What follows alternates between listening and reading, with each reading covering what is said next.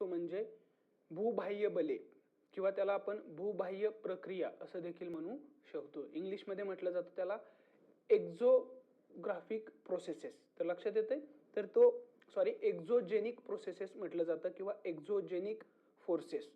तर भूबाह्य बले किंवा भूबाह्य प्रक्रिया हा भूविकासावर परिणाम करणारा एक महत्त्वाचा घटक आहे.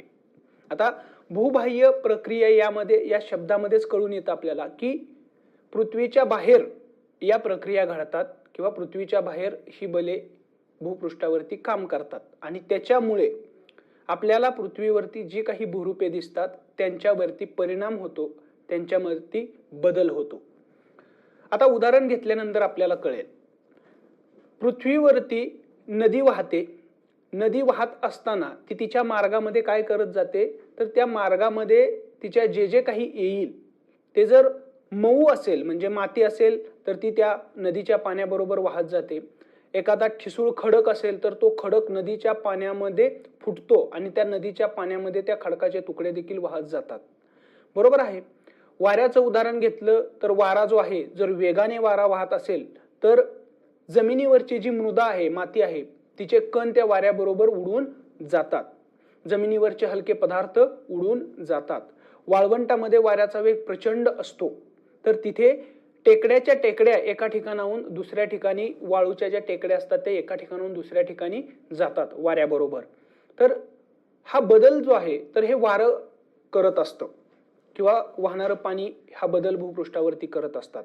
थोडक्यात हे काय आहे, तर वारा किंवा वाहणाऱ्या पाण्याने पृथ्वीच्या बाह्य भागावर केलेली एक क्रिया आहे, प्रोसेस आहे.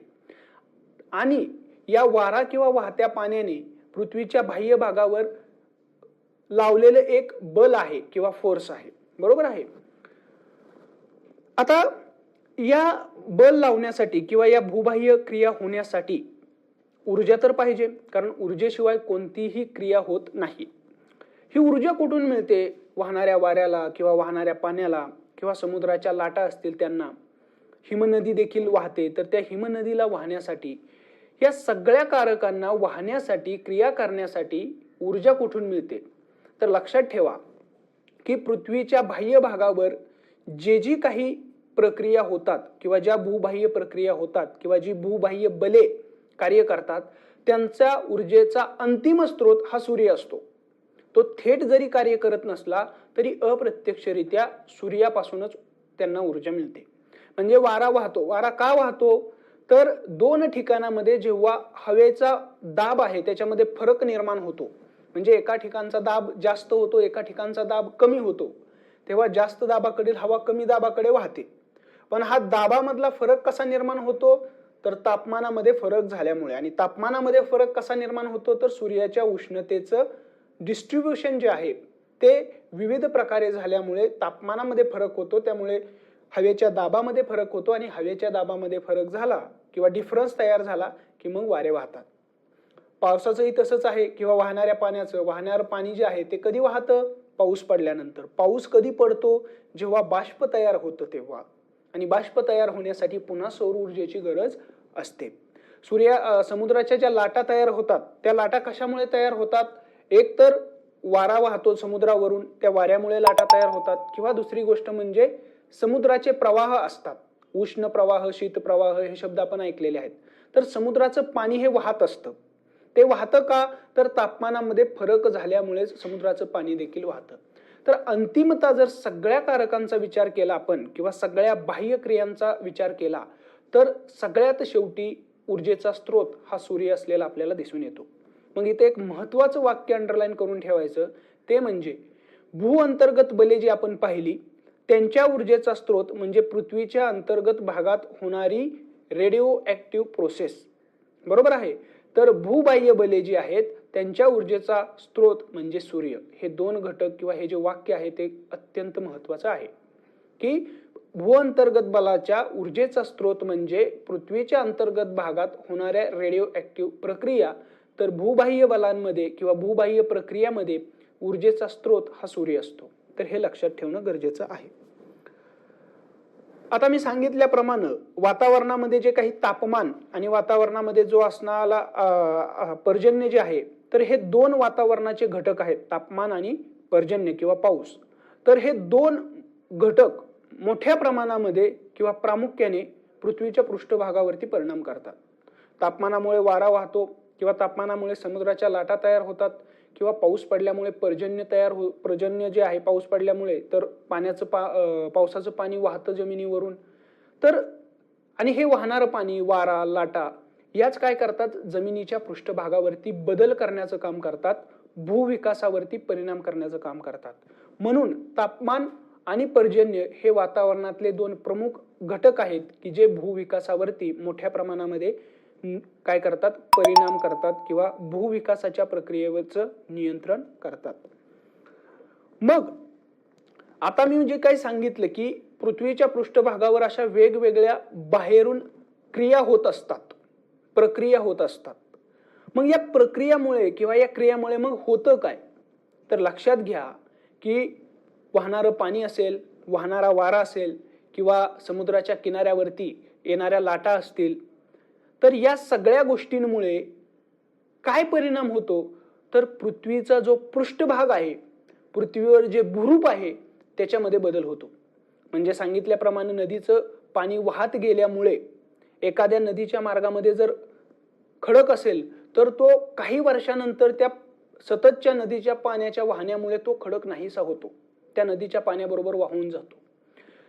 वाळवंटामध्ये गेलात तर वाऱ्याचं कार्य दिसून येतं. तिथे उंच उंच अशा टेकड्या आपल्याला मोठ्या मोठ्या दिसतात, वाळूच्या बनलेल्या. ह्या टेकड्यांची वाळू जी आहे ती वाऱ्याबरोबर उडून जाते आणि सगळ्यात शेवटी ती टेकडी एका ठिकाणाहून दुसऱ्या ठिकाणी गेलेली दिसते. म्हणजे थोडक्यात काय झालं, तर पृथ्वीच्या पृष्ठभागावर जे काही भूरूप आहे त्याच्यामध्ये बदल करण्याचं काम या बाह्य प्रक्रियांनी किंवा या बाह्य बलांनी केलं.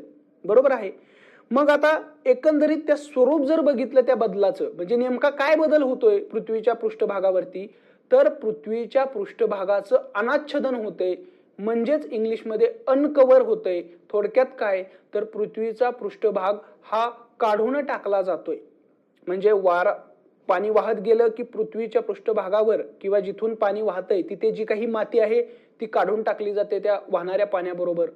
वारा वाहत गेला वाळवंटातून की तिथली जी काही रेती आहे ती काढून टाकली जाते. समुद्राच्या लाटा जेव्हा समुद्राच्या किनाऱ्यावर येऊन आदळतात तेव्हा किनाऱ्यावरचा जो काही खडक आहे तो काढून टाकला जातो त्या लाटांबरोबर. हिमनदी जेव्हा तुम्ही हिमालयात गेला तर तिथे बर्फाची नदी, स्थायू अवस्थेत असणाऱ्या बर्फाची नदी वाहते. तो बर्फ वाहत असताना स्वतःबरोबर तिच्या खाली जो काही खडक आहे तो देखील तो काढून घेऊन जातो. म्हणजे थोडक्यात काय होतं, तर पृथ्वीवर जो काही खडक आहे किंवा पृथ्वीचा आपण त्याला म्हणू पृष्ठभाग आहे, तर त्या पृष्ठभागाला काढून टाकण्याचं काम किंवा त्याच्यासाठी आपण शब्द वापरू शकतो अनाच्छादन करणं किंवा इंग्लिशमध्ये अनकव्हर करण्याचं काम या बाह्यक्रिया करत असतात. म्हणजे लक्षात आलं की पृथ्वीवरती सूर्याच्या ऊर्जेमुळे अनेक प्रकारच्या बाह्यक्रिया होत असतात.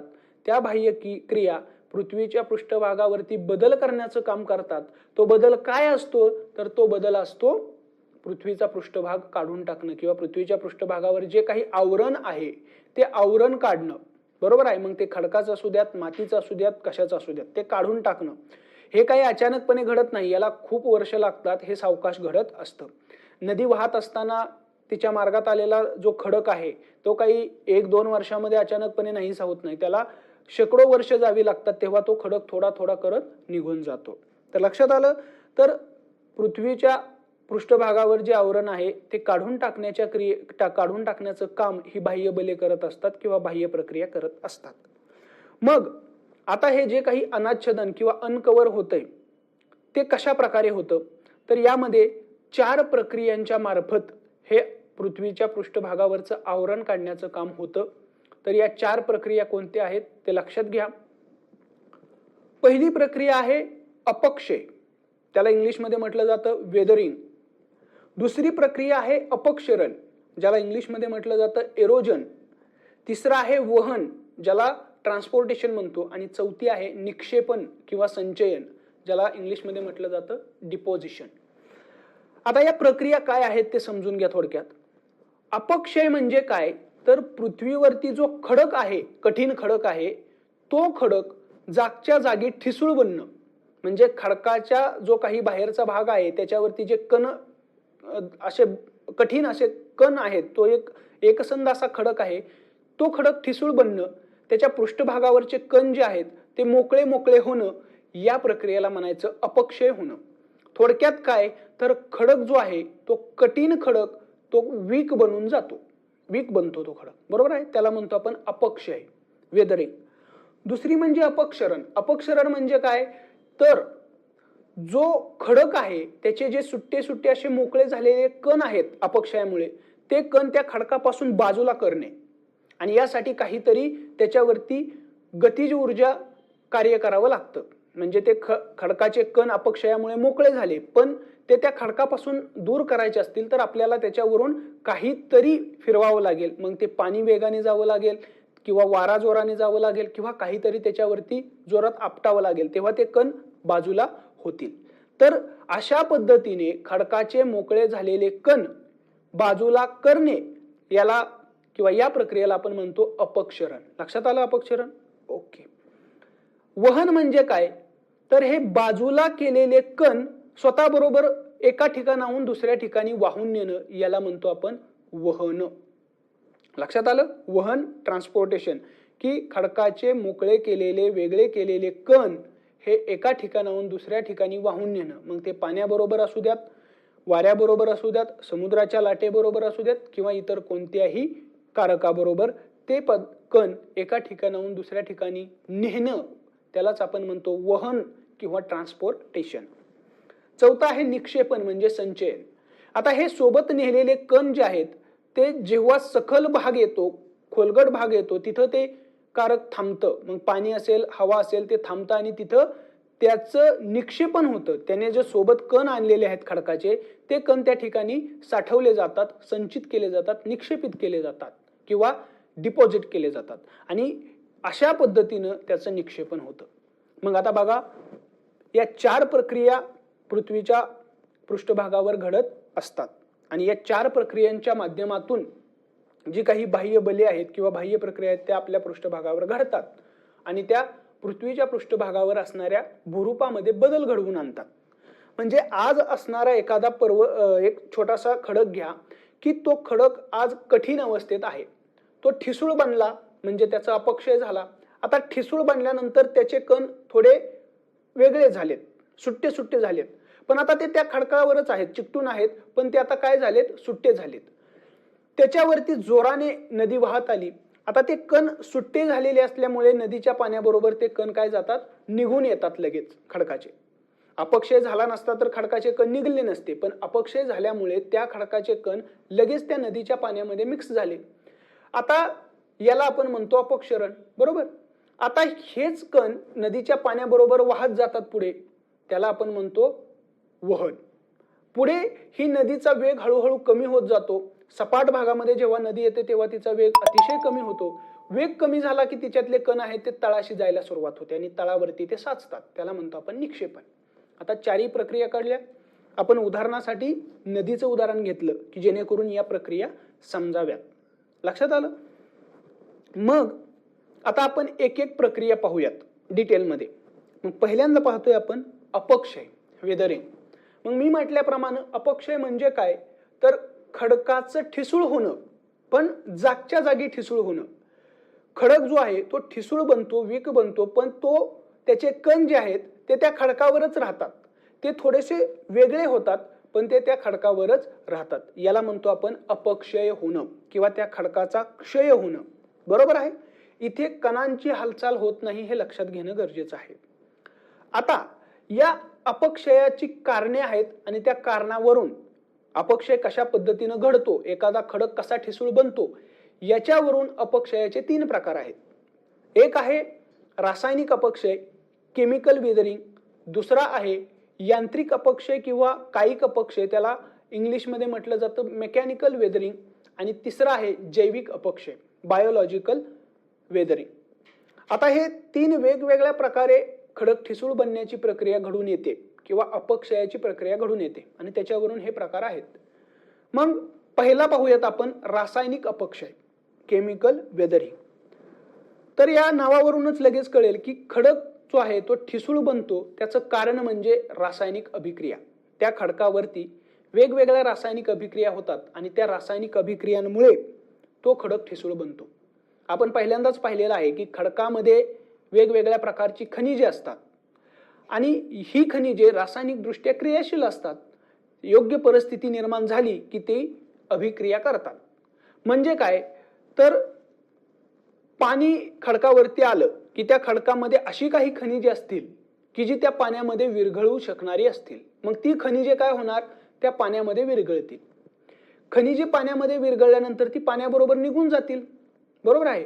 त्याच्यामुळे तो खडक जो आहे त्यातली खनिजे काही निघून गेल्यामुळे तो खडक आता काय झाला ठिसूळ बनला. बरोबर आहे. आणि अपक्षयाची क्रिया घडून आली. पहिला मुद्दा क्लिअर झाला. आता खडकामध्ये कार्बोनेट आणि बायकार्बोनेटची खनिजे असतात. आता ही खनिजे पाण्याबरोबर काही रिॲक्शन करत नाहीत, परंतु जर कार्बन डायऑक्साईडशी संपर्क आला तर ही रिॲक्शन करतात. मग वातावरणामध्ये कार्बन डायऑक्साईड आहे.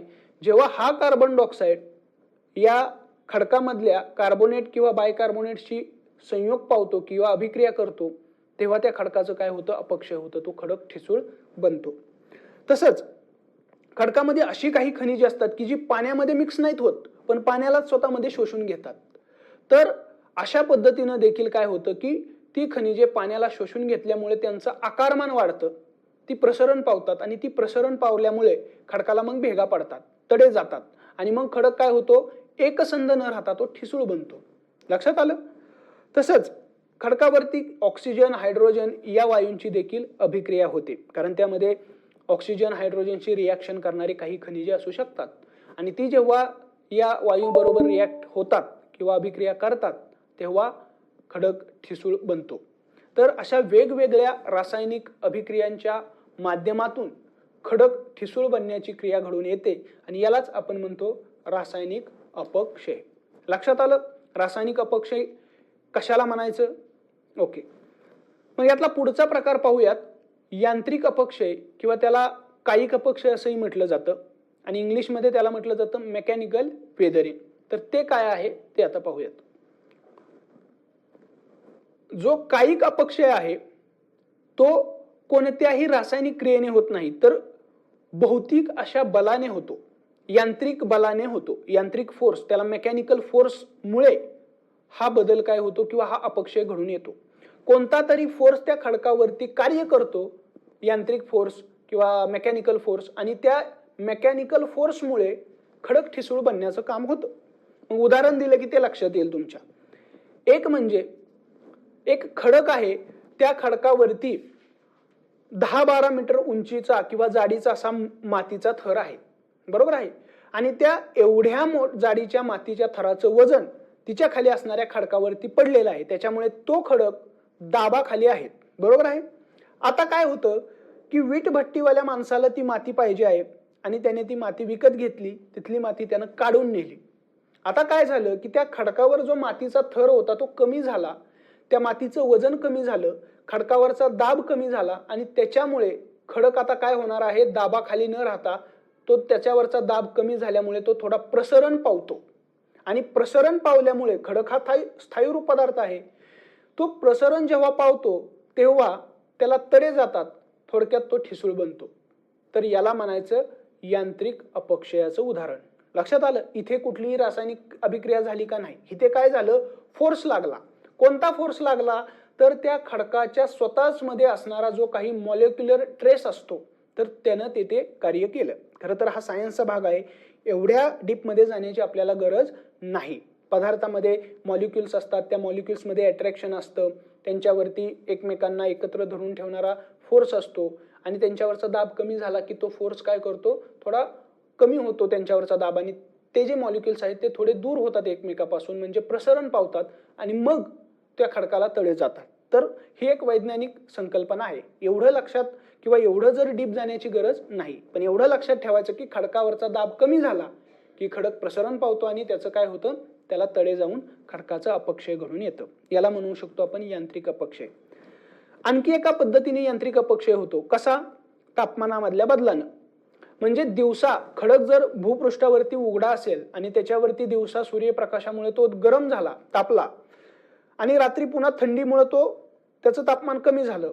मग आपल्याला माहित आहे की कोणताही पदार्थ तापवल्यानंतर तो प्रसरण पावतो आणि थंड केल्यानंतर तो आकुंचन पावतो. तर या तापमानाच्या दिवस रात्री तापमानामध्ये जो फरक होतो त्यामुळे खडकाच्या तापमानात फरक होतो, त्यामुळे खडक आकुंचन आणि प्रसरण पावतो आणि या आकुंचन आणि प्रसरण पावण्यामुळे खडकाला तुकडे पडतात किंवा खडकाला तडे जातात.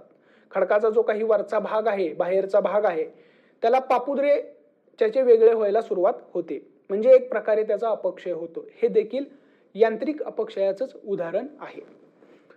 पुढचं एक उदाहरण म्हणजे खडकाला जर भेगा असतील आणि त्यामध्ये पाणी साचलं, ते पाणी त्या भेगेमध्ये खोलवर गेलं, कालांतराने ते पाणी तिथंच त्या खडकामध्ये राहिलं, झिरपलं नाही. खडक खूप कठीण आहे, त्याच्यामुळे ते पाणी त्या खडकामध्ये झिरपू शकलं नाही, त्या भेगेमध्ये तसंच राहिलं. नंतर रात्री किंवा पहाटेच्या वेळी तापमान खूप कमी झालं आणि ते तापमान 0°C किंवा 0°C पेक्षा कमी झालं पाण्याच्या गोठणबिंदूपेक्षा, आणि त्या पाण्याचा बर्फ झाला. आणि आपल्याला माहित आहे पाण्याचा ज्यावेळेस बर्फ होतो तेव्हा ते प्रसरण पावतं, बरोबर आहे. तुम्ही फ्रीजमध्ये जर अख्खी पाण्याची बाटली भरून ठेवली, पूर्ण पाणी एकदम काठोकाठ पाण्याची बाटली भरून ठेवली टोपण लावून, आणि त्याचा जर बर्फ झाला तर ती बाटली फुटते का? पाणी ठेवलं तेव्हा फुटली नाही, पण बर्फ झाल्यानंतर फुटली. कारण बर्फ होतो पाण्याचा जेव्हा, तेव्हा काय होतं, तो बर्फाचं आकारमान पाण्यापेक्षा जास्त होतं आणि प्रसरण पावलं जातं. तर भेगेमध्ये जेव्हा हा पाण्यापासून बर्फ तयार होतो तेव्हा त्या बर्फाचं आकारमान वाढतं, त्याच्यामुळे त्या भेगेवरती फोर्स अप्लाय होतो आणि ती भेग रुंदावते आणि त्या भेगेला तडे जाऊ शकतात. थोडक्यात खडक जो आहे तो फुटतो किंवा त्याचा अपक्षय होतं.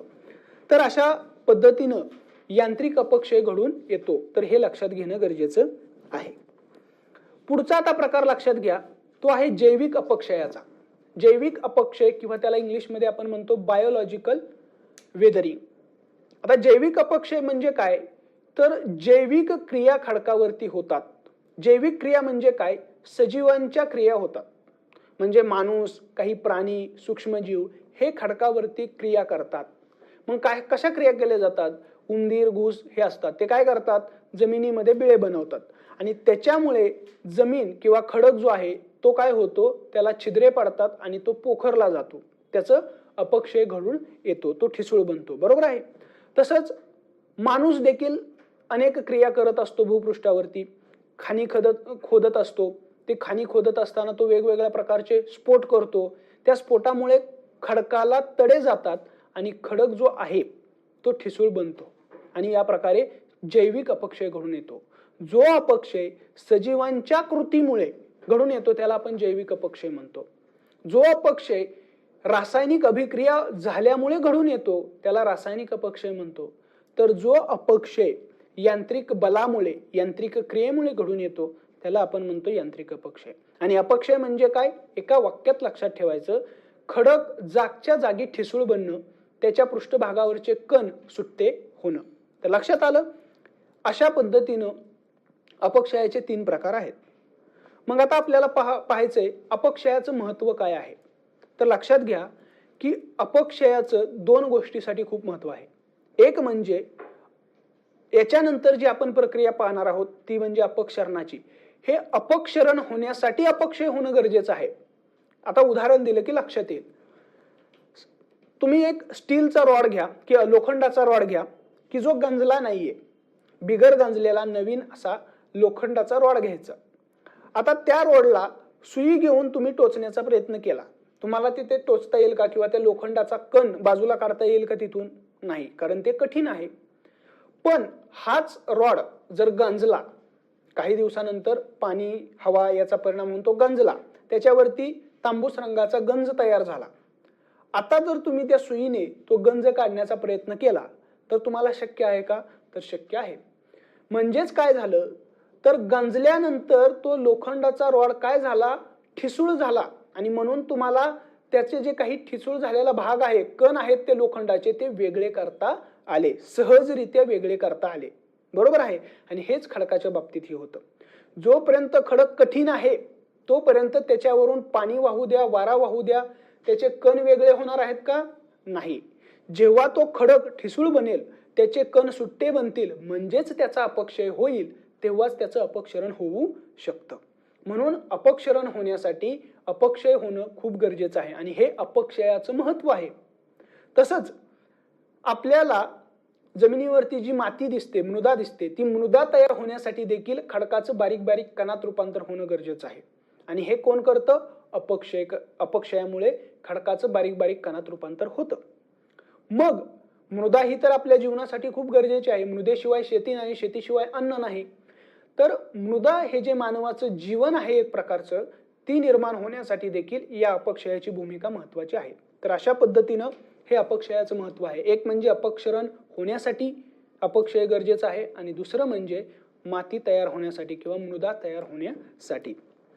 मग आता अपक्षय लक्षात आलेला आहे. पुढचं मग महत्वाची क्रिया पाहूयात. बाह्य क्रिया जी पृष्ठभागावर घडते ती म्हणजे अपक्षरण. मगाशी सांगितल्याप्रमाणे अपक्षरण म्हणजे काय? तर ठिसूळ झालेल्या खडकाचे जे सुट्टे झालेले कण आहेत ते खडकापासून वेगळे करणे, याला आपण म्हणतो अपक्षरण. आणि हे अपक्षरण घडण्यासाठी गतिज ऊर्जेची गरज असते. म्हणजे ठिसूळ झालेल्या खडकाचे कण बाजूला काढायचे असतील तर गतिज ऊर्जा असली पाहिजे.